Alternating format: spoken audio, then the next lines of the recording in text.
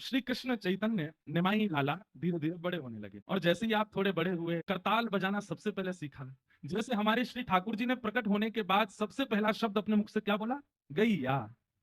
ऐसे ही श्री निमाई लाला ने सबसे पहला शब्द हरि बोल, सबसे तुतला के बोलते हैं हरि बोल। और महाराज जी कम ऊधमी नहीं है, ठाकुर जी से दुगना ही ऊधमी है। ठाकुर जी तो आए हैं, श्री राधा भाव तो बाद में प्रकट होगा, पहले कृष्ण भाव को तो प्रकट कर लें।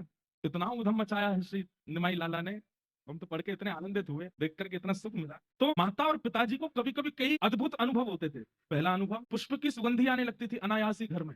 आसपास कोई वृक्ष नहीं है, कोई पौधा नहीं है, कोई पुष्प नहीं है, फिर कहां से सुगंधी आती? कभी चंदन की सुगंधी आने लगती, कभी कभी ऐसा लगता कि कोई वीणा बजा रहा है, कोई वंशी बजा रहा है, कोई मधुर तान छेड़ रहा है, कोई अलाप लगा के गा रहा है, ऐसी सुंदर ध्वनि आती। आप दोनों जाकर के बाहर देखते तो कोई नहीं दिखाई देता है।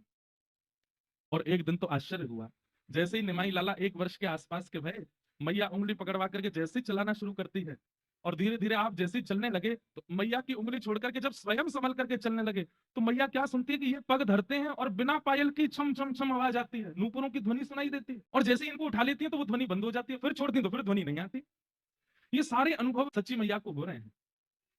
बिना पायल के ध्वनि आना, बिना वृक्षों के, बिना चंदन के, बिना पुष्पों की सुगंधी आना, बिना वाद्यों के ध्वनि सुनाई देना, रूप रस स्पर्श गंध और शब्द, ये पंच इंद्रियों को सबसे पहले अनुभव होता है ठाकुर जी का। बहुत ध्यान से सुनिएगा, ये इतनी तीव्रता से नहीं मिलता, इसके लिए थोड़ा प्रतीक्षा करनी पड़ती है, तब ठाकुर जी ये रस देते। सच्ची माता को और श्री जगन्नाथ मिश्र जी को सारे अनुभव हो रहे हैं, सब में गुण दिख रहे हैं, सब जगह ध्वनि सुनाई दे रही है, सब जगह सुगंधी आ रही है, और सब जगह त्वचा को अद्भुत अनुभव हो रहा है, क्योंकि लाला के आने से सब अनुकूल हो गया है। एक दिन आप आंगन में बैठे थे, तभी एक सर्प आया, और गांव का वो सर्प भीतर आकर के जैसे ही बैठा, मैया अपने काम में लगी थी, पिताजी कहीं बाहर गए थे, सर्प आया आगे आकर के फन फैला करके बैठा। थोड़ी देर तो नमाई लाला उसको देखने लगे, थोड़ी देर उसको ऐसे पकड़े, वो फिर फन मारे, कभी इधर हो कभी इधर हो।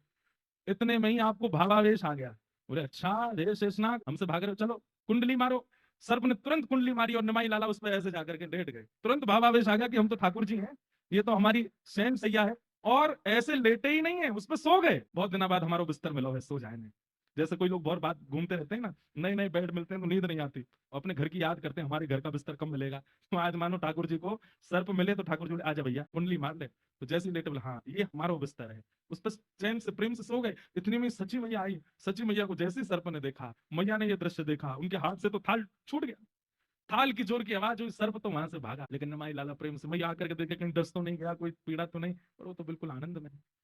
मतलब आपको चैतन्य चरित्र में एक चीज का अनुभव होगा, ये भक्त भी हैं, ये भगवान भी हैं, और ये विरही भी, तीनों। लेकिन भगवत आवेश ज्यादा नहीं होगा, मतलब ये क्योंकि ठाकुर जी है ना, तो कभी कभी उनको याद आ जाता है कि मैं भगवान हूं। अभी आगे सुनेंगे